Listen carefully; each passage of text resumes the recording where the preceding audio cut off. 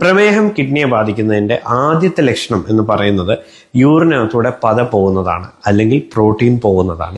അപ്പൊ കിഡ്നിക്കകത്തൊരു ഫിൽറ്റർ ഉണ്ട്, ഒരു സോഫിസ്റ്റിക്കേറ്റഡ് ഫിൽറ്റർ അല്ലെങ്കിൽ ഒരു അരിപ്പയുണ്ട്.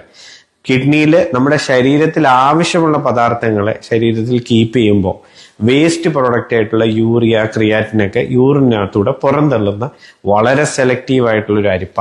ചായ അരിക്കുമ്പോൾ നമ്മുടെ തേയിലപ്പൊടി നമ്മുടെ അരിപ്പയുടെ മോളിൽ കിടക്കും അല്ലെ, ചായ മാത്രമേ താഴോട്ട് പോകത്തുള്ളൂ.